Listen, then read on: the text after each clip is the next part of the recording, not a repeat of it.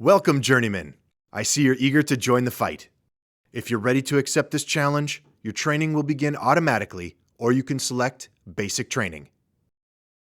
If you are a returning veteran, you may review the mission of your choice by selecting one of the mission buttons.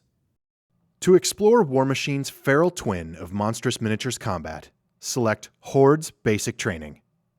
You may return to this mission selection with the main mission menu button at any time during your training. Good luck!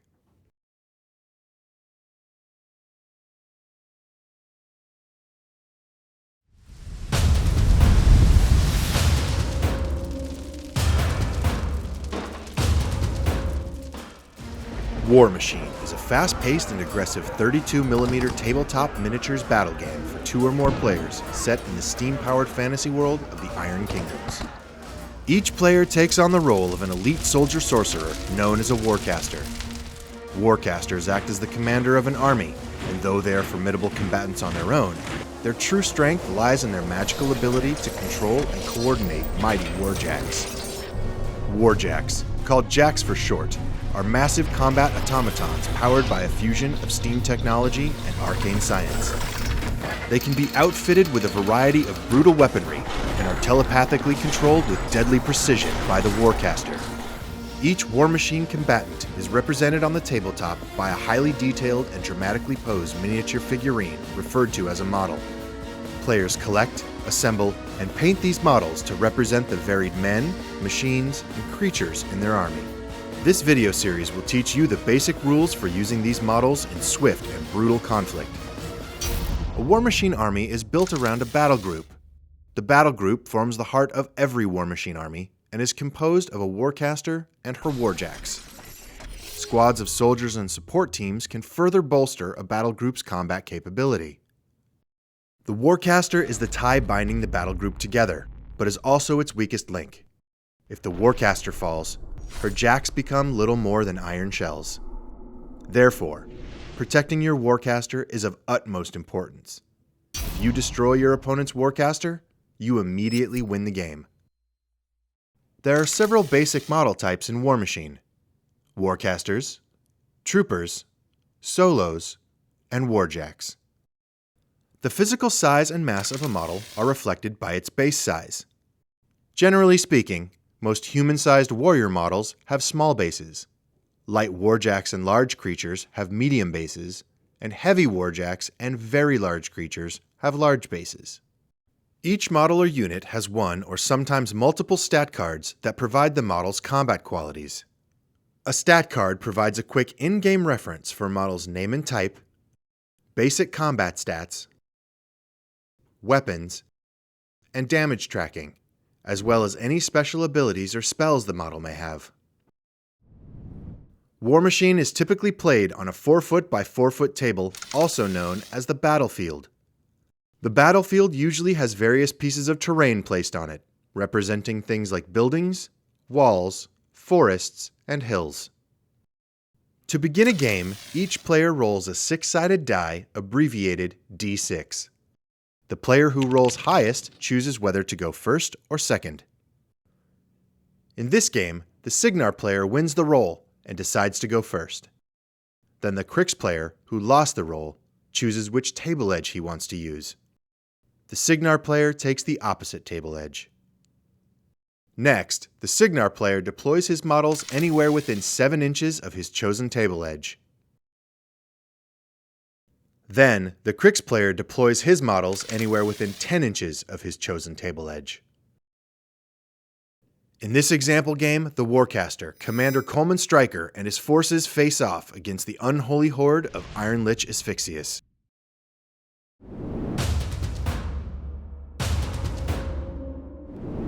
Warmachine battles are fought in a series of game rounds. In our example game, I am playing Cygnar and will go first, followed by the Cryx player. Once the last player in the turn order completes his turn, the game round ends. A new game round then begins, starting again with the first player. Game rounds continue until one side wins the game. A player's turn has 3 phases: the maintenance phase, the control phase, and the activation phase. During the maintenance phase, a player first removes all focus points from his warjacks. A player's warcaster removes all focus points in excess of his focus stat. Next, he checks for the expiration of continuous effects on any models he controls, and resolves the effects of those that remain in play. Finally, resolve all other effects that occur during the maintenance phase. During the course of a confrontation, warcasters continually draw on a magical energy called Focus. Focus represents a warcaster's innate magical power and allows him to boost his own combat abilities and those of his warjacks, as well as to cast powerful spells. During the control phase, a player's warcaster replenishes its focus, meaning a warcaster receives a number of focus point tokens equal to its current focus stat as listed on its stat card. A warcaster always begins the game with a number of focus points equal to its focus. A warcaster's focus stat determines its control range. A warcaster's control range is a circular area centered on the warcaster model, with a radius that extends out from the edge of its base a number of inches equal to twice its focus stat. Commander Striker has a focus stat of 6, so his control range is 12 inches. Each warjack in the battle group that is within the warcaster's control range powers up and gains 1 focus point.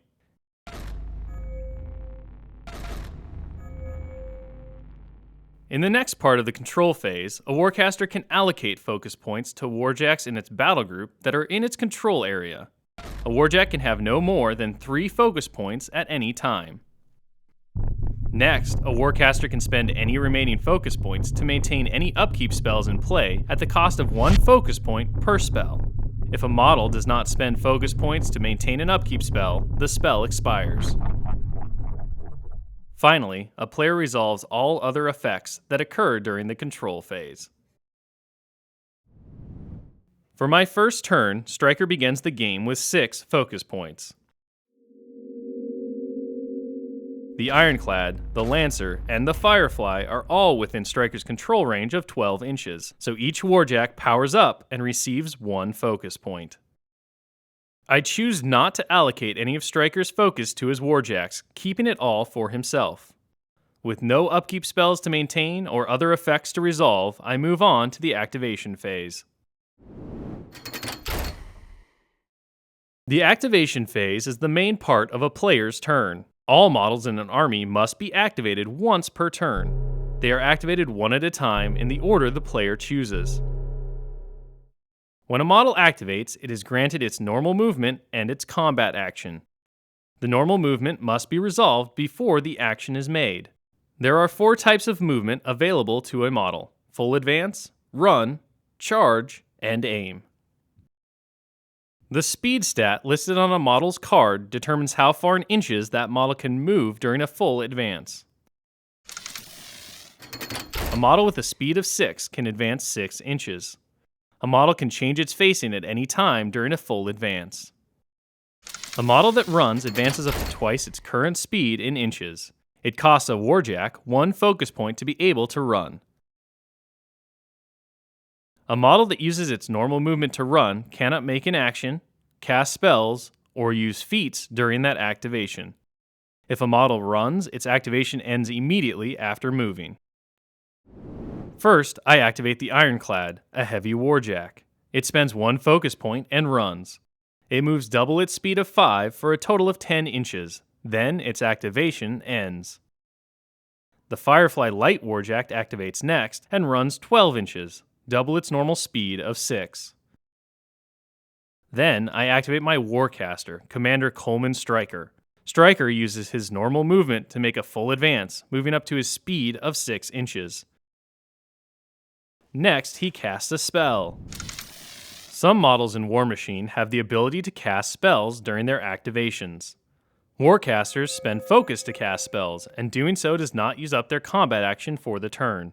A Warcaster can cast as many spells as he has the focus to spend. Spells can be cast at any time during a Warcaster's activation, but cannot interrupt his movement or attack.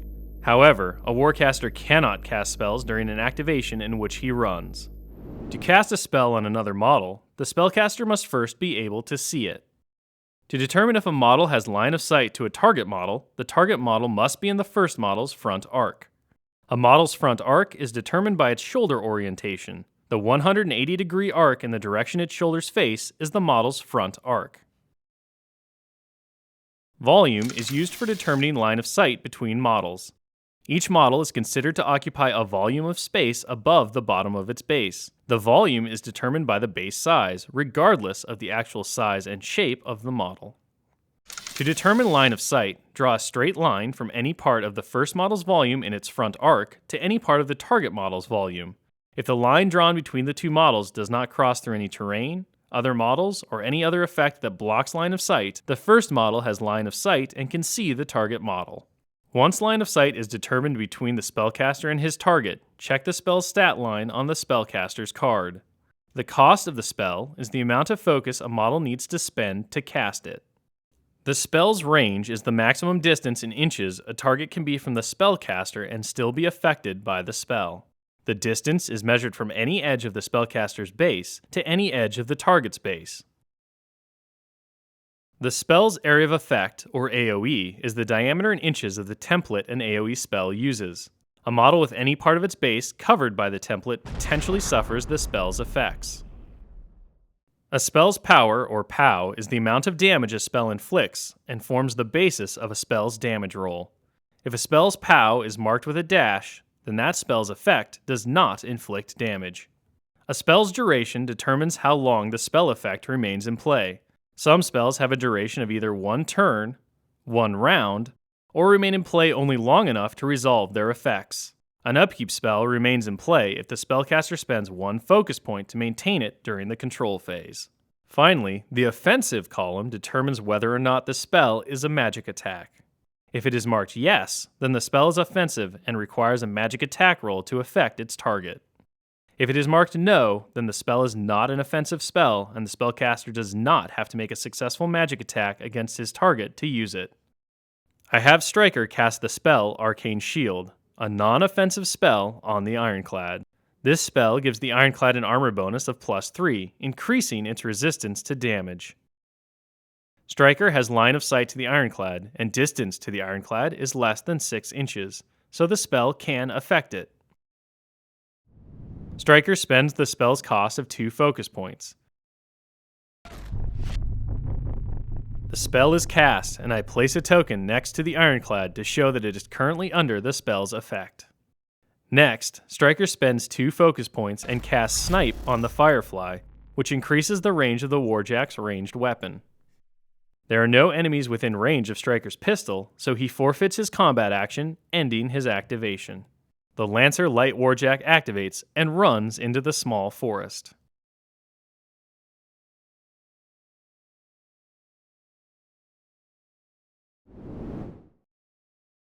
As long as any part of a model's base is in rough terrain, such as a forest, it suffers a movement penalty that causes it to move at half speed, advancing only half an inch for every 1 inch of movement. Once it finishes its movement, its activation ends. The unit of Stormguard infantry activates. I want them to run, so the leader gives the unit the press forward order. Units in Warmachine activate a little differently than independent models like warcasters and warjacks. Rather than activating individually, similarly trained and equipped models in a unit operate as a single force. All models in the unit activate simultaneously. When a unit makes its normal movement, each model, or trooper in the unit, can move up to its speed in inches. Troopers can be moved in any order. To run or charge, troopers in a unit need to receive the press forward order. Orders allow units to make specialized combat maneuvers during their activation. Orders are issued from the unit leader, and a trooper must be in formation to receive an order. A trooper is in formation if it is within the leader's command range, as determined by the leader's command stat in inches.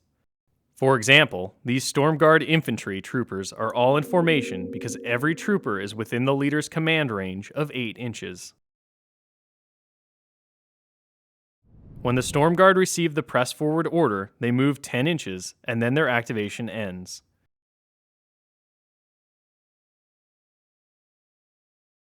Since I have no models left to activate, I pass the turn over to my opponent.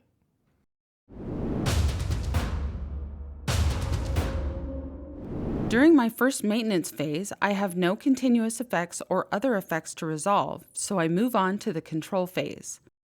Asphyxious begins the game with 7 focus points, and during the control phase, the Death Ripper, the Reaper, and the Slayer are all within his control range of 14 inches, so each warjack powers up and receives 1 focus point. For my first turn, I choose not to allocate any of Asphyxious's focus to his warjacks. With no upkeep spells to maintain or other effects to resolve, I move on to the activation phase. During the activation phase, the Slayer, a heavy warjack, spends 1 focus and runs.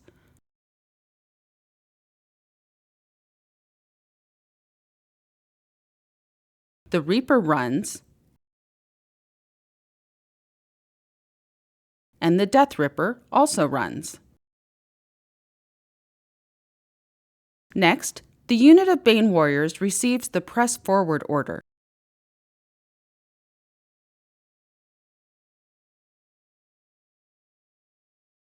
Then Iron Lich Asphyxious activates and makes a full advance. He casts the spell Scything Touch on the Slayer, causing enemy models in the Slayer's melee range to suffer a penalty to their armor stat.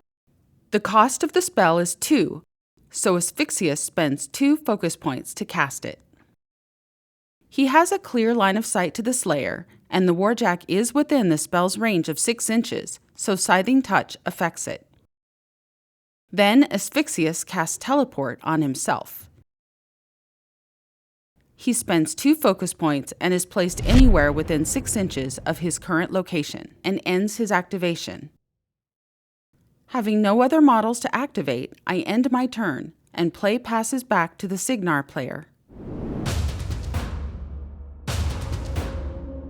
During my maintenance phase, I have no continuous effects or other effects to resolve, so I move on to the control phase. During the control phase, Striker replenishes his focus points to 6. The Ironclad, the Firefly, and the Lancer power up. Then, Striker allocates 1 focus point to the Firefly. He also spends 1 focus each to upkeep both Arcane Shield and Snipe, so each spell stays in effect for the round. During my activation phase, I activate the Firefly, leveling its Storm Blaster to make a ranged attack against the Slayer. During its activation, a model may use its combat action to make a ranged attack. As with a spell, a ranged attack can only be declared against a target that is in a model's line of sight. A model using its combat action for ranged attacks can make initial attacks with each of its ranged weapons, as indicated by the ranged weapon icon. The weapon's range is the maximum distance in inches a target can be from the attacker and still be hit by the attack. The rate of fire, or ROF, is the number of initial attacks a model can make with this weapon during its activation. The area of effect, or AoE, is the diameter in inches of the template used for determining which models are hit by the attack. A model with any part of its base covered by the template potentially suffers damage from the weapon. Power, or POW, is the amount of damage the weapon will cause. The higher the number, the greater the damage. To determine the success of its ranged attack, the attacker uses its ranged attack value, or RAT, which represents its accuracy with ranged weapons. To make a ranged attack roll against the target, roll 2 6-sided dice, adding the result to the attacking model's RAT. However, attacking models with focus points on them can spend 1 focus point to increase their chance to hit, and add 1 extra die to the roll. This is called boosting. A single roll can only be boosted once, so a model cannot spend its leftover focus to add another die to this attack roll. Defense, or Def, represents a model's ability to avoid being hit by an attack. A model's size, quickness, skill, and even magical protection all contribute to its defense value.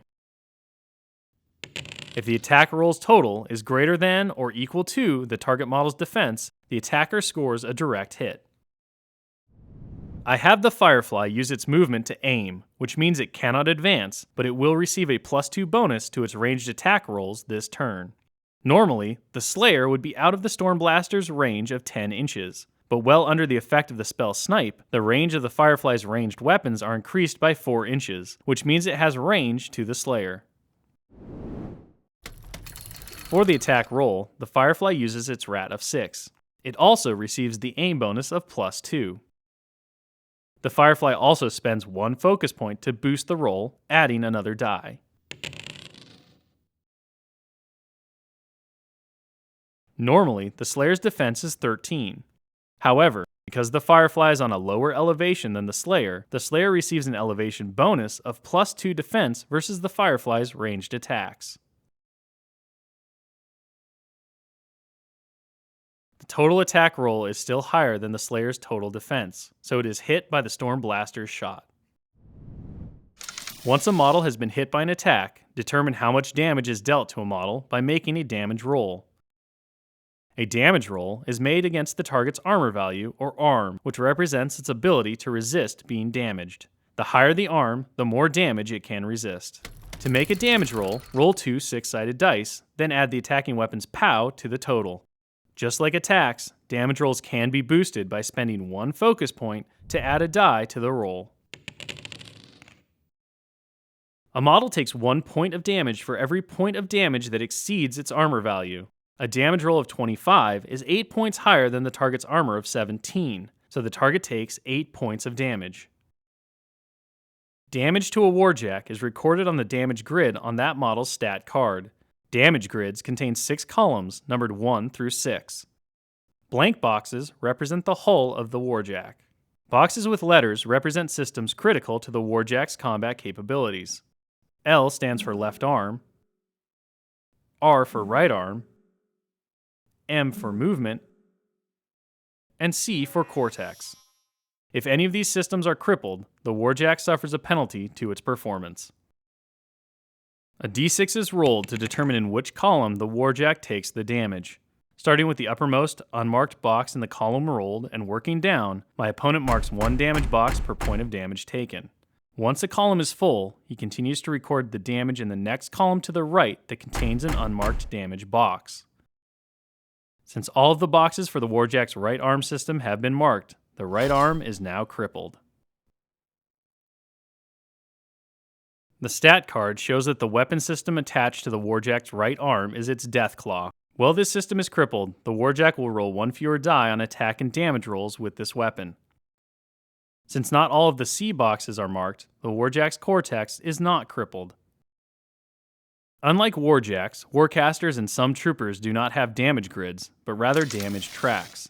When a warcaster takes damage, fill in the appropriate number of boxes on his damage track. When all of a model's damage boxes are marked, that model is destroyed. Unlike warjacks and warcasters, most trooper models do not have a damage capacity. They are destroyed when they suffer 1 damage point. When a model is destroyed, it is removed from the game. Normally, the Firefly's crippling ranged attack on the Slayer would be complete, but the Storm Blaster has Lightning Generator, granting the weapon the ability to arc lightning from the model hit to other nearby models, potentially damaging them. This ability calls for rolling a d3.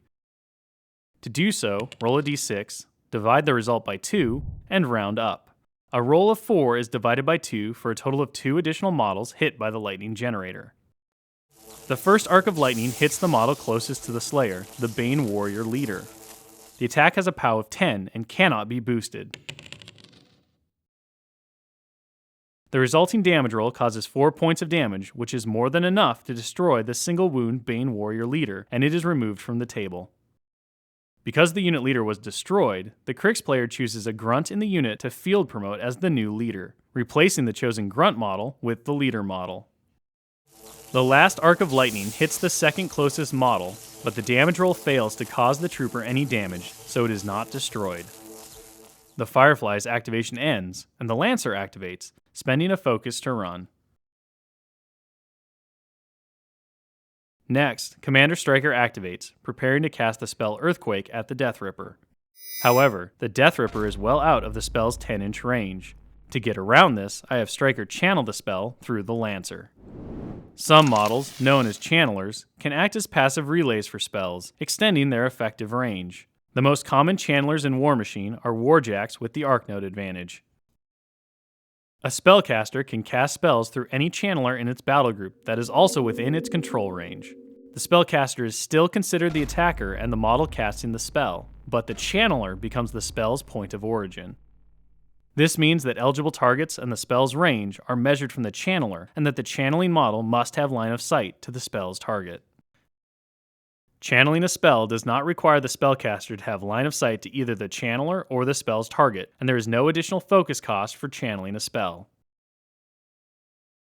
A channeler that is stationary, knocked down, or engaged by an enemy model cannot channel spells. A channeler's focus points cannot be used to pay the spell's cost or to boost its rolls. The Lancer is still in Striker's control range, so it can act as the channeler for Striker's Earthquake spell. The Death Ripper is both in the Lancer's line of sight and within the spell's range of 10 inches, so it can be directly hit with the spell. Striker pays the spell's cost of 3, and because it is an offensive spell, I make a magic attack roll against the Death Ripper. Magic attacks are similar to ranged attacks and follow most of the same rules. Spells with a yes in the offensive column are offensive spells and require the spellcaster to make a magic attack against their target. To make a magic attack, a warcaster rolls 2d6 and adds their focus stat to the total. The warcaster can spend a focus point to boost the roll. If the total is equal to or greater than the target's defense, the target is affected by the spell. For the magic attack roll against the Death Ripper, I roll 2d6 and add Striker's focus of 6. Because Striker has no focus points left, I am unable to boost the roll. The Death Ripper has a base defense of 14. However, because it is behind a wall, it receives a cover bonus. Terrain features such as walls, forests, smoke, or even spell effects can make it more difficult to hit a model with a ranged or magic attack. Depending on the type of terrain, a model can gain either a concealment bonus or a cover bonus to its defense against ranged and magic attacks. An obstacle, like a wall, provides cover to models obscured by and within 1 inch of it. A terrain feature obscures a target model if you can draw a line from any part of the attacker's volume to any part of the target model's volume, and that line passes through that terrain feature. Because the Death Ripper is within 1 inch of the nearby wall, it receives a +4 cover bonus to its defense against the magic attack. Unfortunately, the Death Ripper's defense bonus means that the Earthquake spell misses. However, Earthquake has a 5-inch area of effect. Area of effect attacks, such as from an explosive weapon or spell, hit every model in an area centered on its point of impact. A weapon's area of effect stat, or AoE, is the diameter in inches of the template used for determining which models are hit by the attack, either 3, 4, or 5 inches. When a target model is directly hit with an attack by an area of effect weapon, take the AoE template and center it over that model. The target model takes damage normally. If any other model bases are within the ring of the template, those models are also hit and suffer blast damage. Models suffering blast damage take 1/2 of the weapon's power, rounded up to the nearest whole number. If an area of effect weapon misses its target, it may still catch a model in its blast. This is called deviation. To determine deviation, center the AoE template over the target model on the board, orienting the template so the number 4 points directly back at the attacking model. Roll 1 die to determine the direction the shot deviates. Then roll another die to determine the distance the shot deviates. The dice rolled show that the shot should deviate 3 inches in direction 6. An AoE attack can never deviate more than half the total distance it traveled. Models under a template that is deviated only take blast damage. Blast damage can be boosted as normal. I measure out 3 inches along direction 6. Then I recenter the template over the new point of impact, fortunately catching both the Death Ripper and the Reaper in the spell's 5-inch AoE. Striker's Earthquake spell causes no damage. Instead, all models hit by it become knocked down. Both the Death Ripper and the Reaper are hit by the spell, so they are each knocked down. A knockdown model has a base defense of 5, and melee attacks against it automatically hit. A knockdown model does not have a melee range, and they never block line of sight. A knocked down model cannot move, make actions, cast spells, or give orders. During its activation, a knockdown model can forfeit either its movement or its action to stand up. Additionally, a warcaster or warjack can spend 1 focus point during the control phase to shake knockdown and immediately stand up. After casting the earthquake spell, Striker makes a full advance. I then decide to use his feat. Each warcaster has a unique feat that can turn the tide of battle if used at the right time. Feats have powerful effects, such as granting additional protection from enemy attacks, granting increased strength or accuracy to their army, or even bringing models that have been destroyed back into play. A warcaster can use his feat at any time during his activation. However, a warcaster cannot use his feat if he ran during his activation. A feat can only be used once per battle, so use it wisely. Striker's feat, Invincibility, gives all friendly faction models in his control range +5 arm for 1 round. With no more spells to cast and no combat targets in his range, I end Striker's activation and move on to the Stormguard, charging them into combat. A charging model uses both its movement and action to rush into melee combat. A warjack must spend 1 focus point to charge. A model in a unit must receive the press forward order to charge, and all models in that unit must use their movement to either charge or run. Troopers in the same unit can charge the same target or multiple targets. First, the charging model turns to face a direction that will bring it within melee range of its target at the end of the charge. The model charges by advancing its current speed +3 inches in a straight line, stopping only when the charge target is in its melee range. At the end of its movement, the charging model turns to directly face its target and then makes a melee attack. To make a melee attack, the attacking model must have a target within its melee range. A model's melee range extends out a number of inches from its base in its front arc, equal to its melee weapon's range. It engages any models within this range and can make melee attacks against them using its melee weapons. Models with no melee weapons have no melee range. When a model is making a charge, it must use its combat action to make an initial melee attack against the model charged. To make the initial melee attack, the attacker uses its melee attack value, or MAT. A model's MAT reflects its skill with melee weapons, such as swords, spears, and even claws and teeth. The attacker chooses to make the attack with one of its melee weapons, as indicated on its stat card by the melee weapon icon. For the attack, roll 2 dice, adding the total to the attacker's MAT. A warjack or warcaster may spend a focus point to boost the roll. If the total is greater than or equal to the target's defense, the attack hits. Damage from the attack is based on the POW of the weapon plus the model's strength. The base total already appears on the stat card as P plus S, or power plus strength.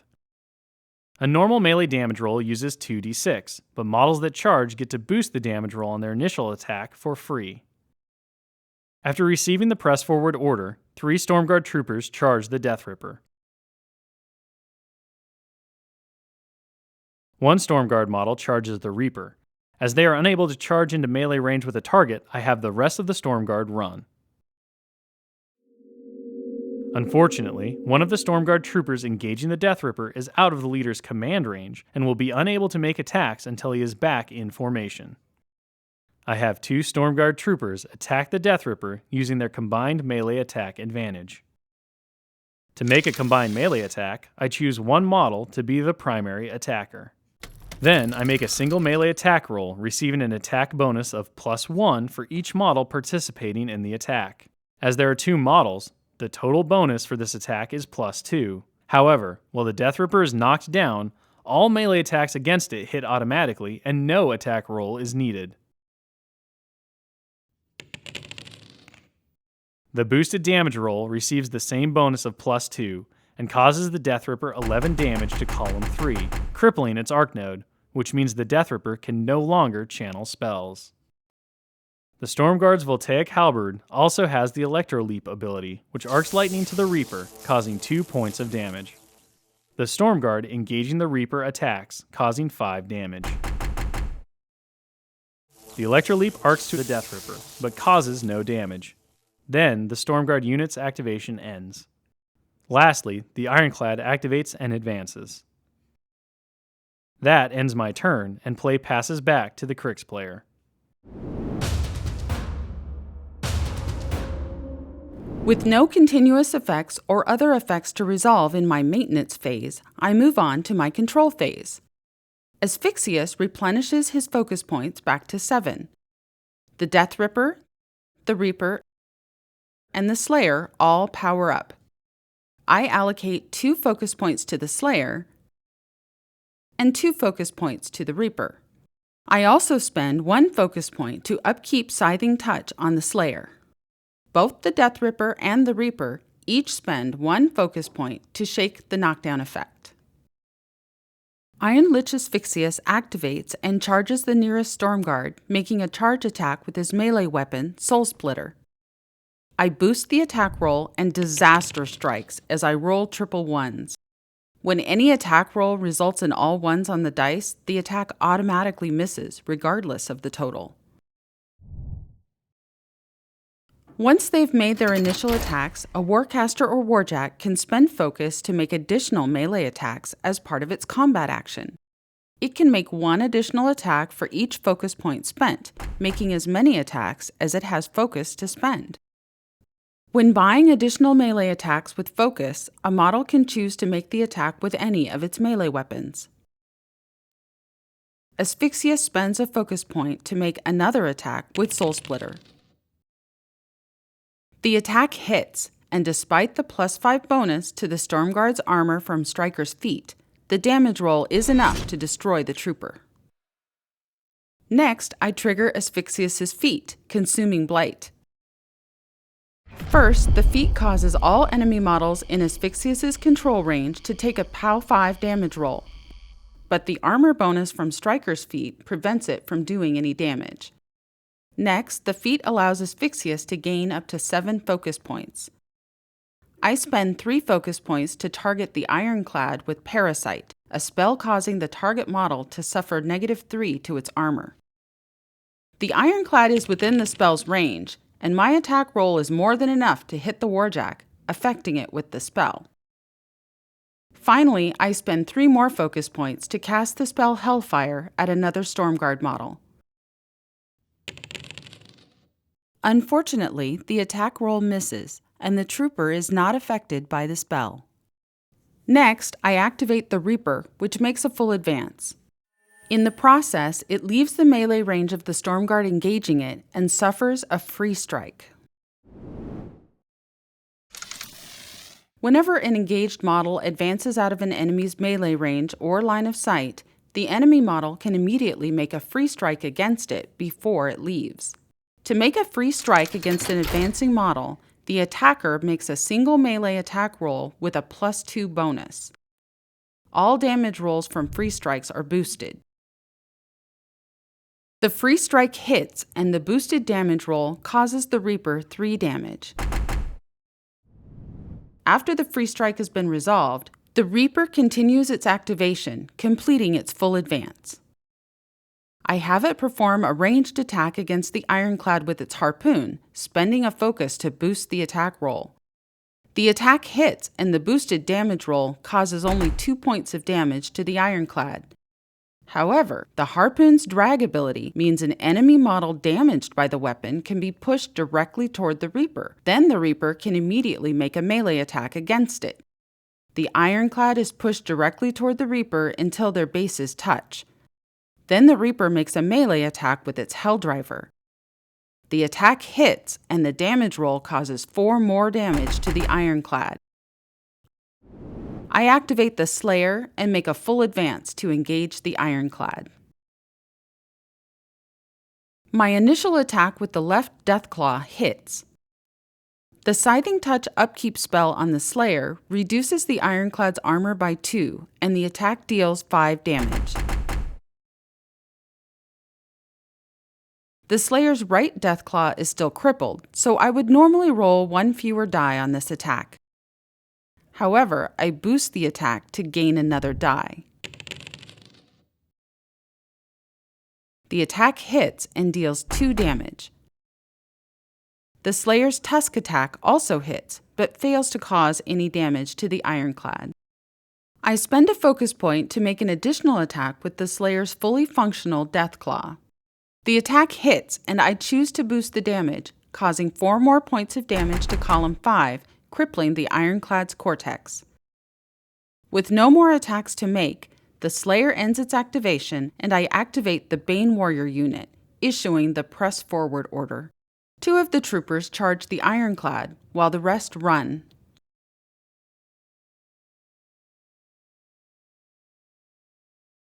Bane Warriors have the Weapon Master advantage, allowing them to add an additional die to all of their melee damage rolls. They also have the ability Dark Shroud, which causes enemy models in their melee range to suffer -2 to their armor. The first Bane Warrior's charge attack hits. Thanks to the boosted damage from the charge, the Weapon Master advantage, and the Dark Shroud ability, the trooper deals 10 damage, crippling the warjack's right arm. The second Bane Warrior's attack also hits, and the damage roll is enough to fill the last few boxes on the damage grid, destroying the Ironclad. Finally, I activate the Death Ripper, advancing to engage the unit of Stormguard infantry. With no focus for boosting, the attack misses and the Death Ripper's activation ends. Play passes back to the Cygnar player.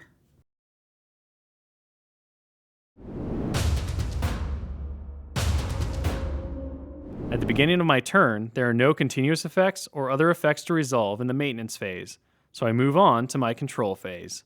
First, Striker replenishes his focus to 6. Both the Lancer and the Firefly power up. I choose not to upkeep Snipe on the Firefly, then I move on to the activation phase.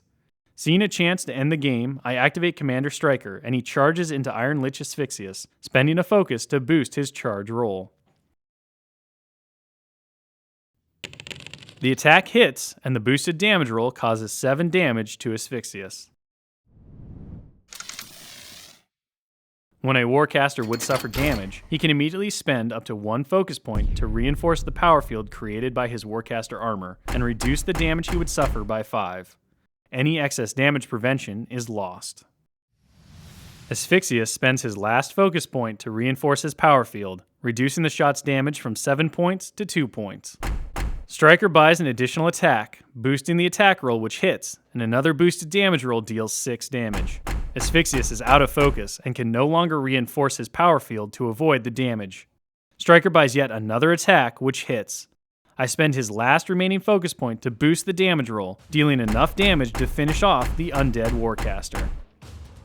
Whenever one player destroys another player's warcaster, that player wins the game. In the end, Striker and the forces of Cygnar emerge from their battle victorious over Asphyxious and the Nightmare Army of Cryx. Now that you know the basics of fighting a battle in Warmachine, grab your models and start waging your own battles. Victory favors the bold, so bring it on, if you've got the metal. To get your hands on the minis used in this tutorial, visit your local hobby game store or order direct from store.privateerpress.com. For more videos on Warmachine and how to play its feral twin hordes, visit our website via the on-screen link.